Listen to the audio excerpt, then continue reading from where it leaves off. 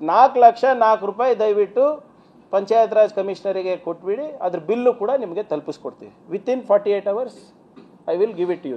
ನೀವು ಕೊಟ್ಟು 48 ಅವರ್ಸ್ ಆದಮೇಲೆ. ಮತ್ತು ಮೋಸ್ಟ್ ಇಂಪಾರ್ಟೆಂಟ್ಲಿ ನೀವು ಹೇಳ್ದಂಗೆ ನೀವು ಮಾತು ಉಳಿಸ್ಕೋಬೇಕಾಗತ್ತೆ. ರಾಜಕೀಯ ಏನು, ಫಸ್ಟು ರಾಜೀನಾಮೆ ಕೊಡಿ, ಎರಡನೇದು ರಾಜಕೀಯ ನಿವೃತ್ತಿ ತಗೊಳ್ಳಿ. ಯಾಕಂದರೆ ನೀವು ಹೇಳಿದ್ದು ನಾವಲ್ಲ.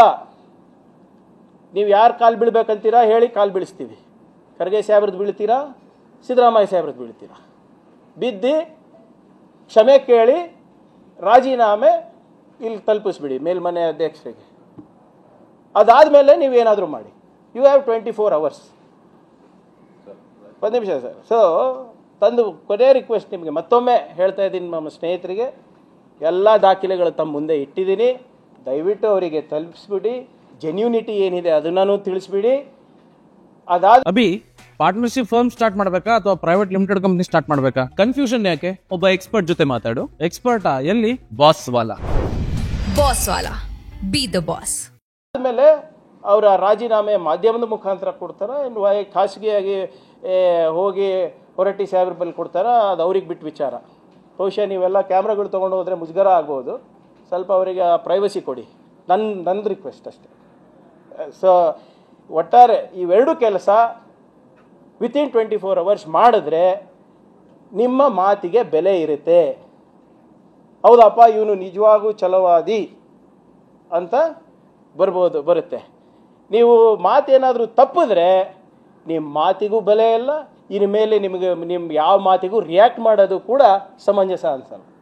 You will become a waste of time politically. At least personally I don't think I will ever respond to mister Chalavadi again. ಯಾಕಂದರೆ ಮಾತಿಗೆ ಬೆಲೆನೇ ಇಲ್ಲ ಅಂದರೆ ಯಾಕೆ ಮಾತಾಡಬೇಕಪ್ಪ? ಆಮೇಲೆ ನಾವು ಯಾವಾಗಲೂ ಕೂಡ ಮಾತಾಡಬೇಕಾದ್ರೆ ಡಾಕ್ಯುಮೆಂಟ್ಸ್ ಇಟ್ಕೊಂಡೇ ಮಾತಾಡ್ತೀನಿ. ಈಗ ನೀವು ನಮ್ಮ ಮಾಧ್ಯಮ ಸ್ನೇಹಿತರು 10 ವರ್ಷದಿಂದ ನೋಡ್ತಾ ಇದ್ದೀರಾ, ನಮಗೆ ಯಾವತ್ತೂ ವಿತೌಟ್ ಡಾಕ್ಯುಮೆಂಟ್ಸ್ ನಾನು ಮಾತಾಡ್ಲಿಕ್ಕೆ ಹೋಗೋದಿಲ್ಲ. So now that the documents are put in, please resign and please take political ವನವಾಸ್. ಆಮೇಲೆ BJP ಅವರಿಗೆ ಏನಾದರೂ RSS ಬಗ್ಗೆ ಮತ್ತು ಅವ್ರ ಲೀಡರ್ಸ್ ಇತಿಹಾಸದ ಬಗ್ಗೆ ಗೊತ್ತಾಗಬೇಕಾದ್ರೆ ವರ್ಕ್ಶಾಪ್ ನಾನೇ ತಗೊಂತೀನಿ ಬೇಕಿದ್ರೆ. I have no issues.